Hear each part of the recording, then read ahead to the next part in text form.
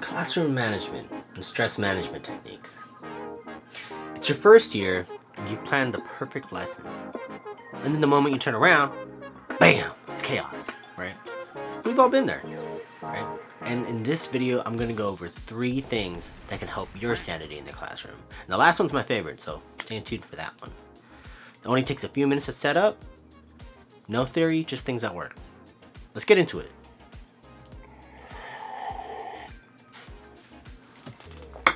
Alright, so based on that little instance, the first one is a silent signal.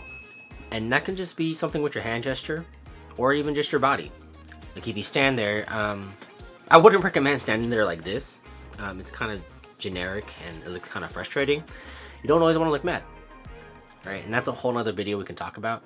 But it can look something like this. Here's the Kagan strategy. It's a silent signal and it goes in depth in it and how you can follow up with that. If you are struggling with other strategies to come up with it yourself, you don't have to. First thing I tell a lot of teachers is you don't have to reinvent the wheel because it's been done. You can just improve on what exists. So just go find it. Another one you can do is like you can make like a shadow puppet in the air. Like you can do like a little bunny and then everyone has to make little bunnies. Something like that. Well, it works because you don't have to raise your voice. Right? And if you teach it properly on the first time, it's gonna be a game, and that's how you should teach it. You should teach it first as a game. Depending on whatever award system you use in your classroom, whether it's like class dojo points, stickers, or whatever, you can play a game with this first, right? Hey class, okay, so today we're gonna learn about the quiet signal. All right, we're gonna play a game, and if you guys win, you're gonna get a point, and that's gonna go towards our pizza party. Okay, all right, so I'm gonna just do this and then you all have to copy me too. Okay, and the whole secret is you gotta help each other because we're all in this together, and if we all do it, we all get the pizza. Okay, so first things first, you're gonna talk, and then when you see this, just quiet down with me, and then we're gonna get that point. Okay, all right, let's try it. Ready? Just go ahead.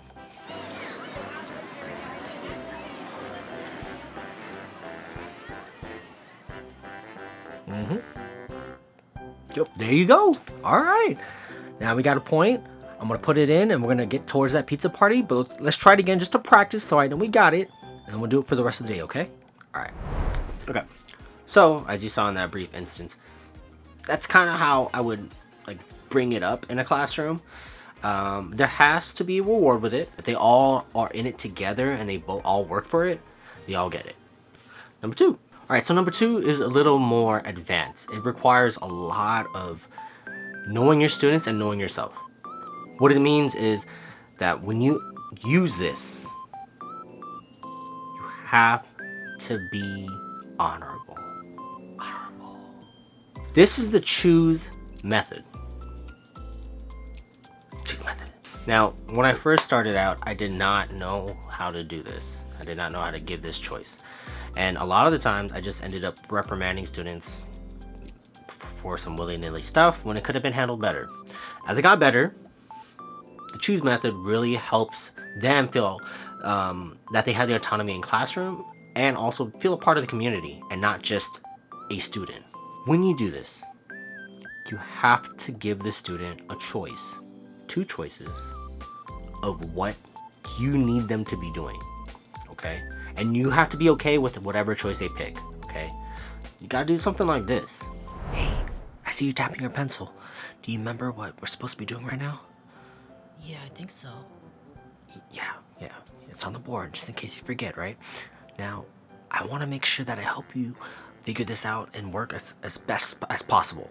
Okay, do you feel like you're gonna work best right now at your desk, or do you feel like you'd like to go work in the corner right now? My desk?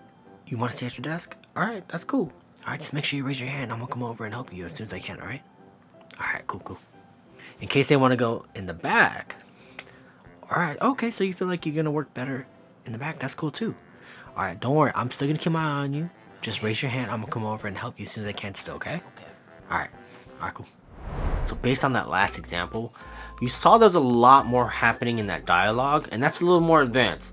And we can get into that. I'll make another video based on how we communicate with their little ones, and just anyone in general. There are two choices that I was okay with this student taking, and that's okay. And they chose it. And they know that too, like, if I say something, I'll follow through with it, and I expect the same for them. So we're teaching them about integrity as well. Integrity. Number 3. Doorbell. Lizard.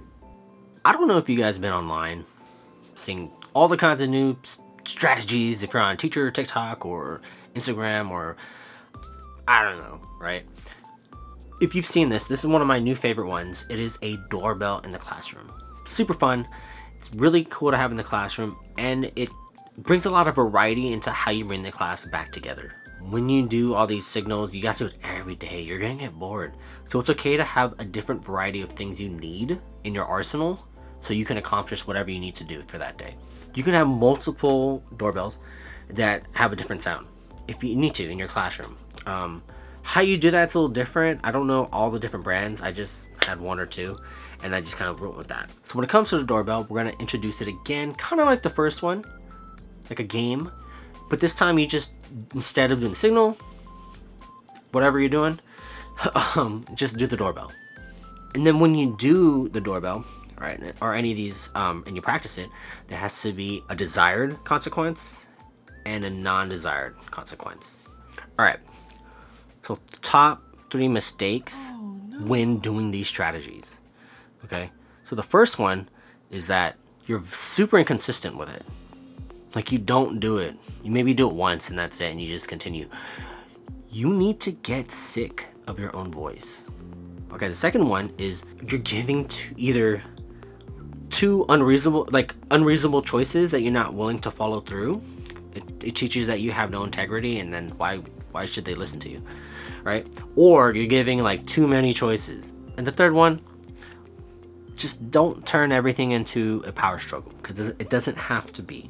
All right, and we could talk more about behavior management and students and all that stuff in another video, but just please do not turn this into, again, public shaming and a power struggle.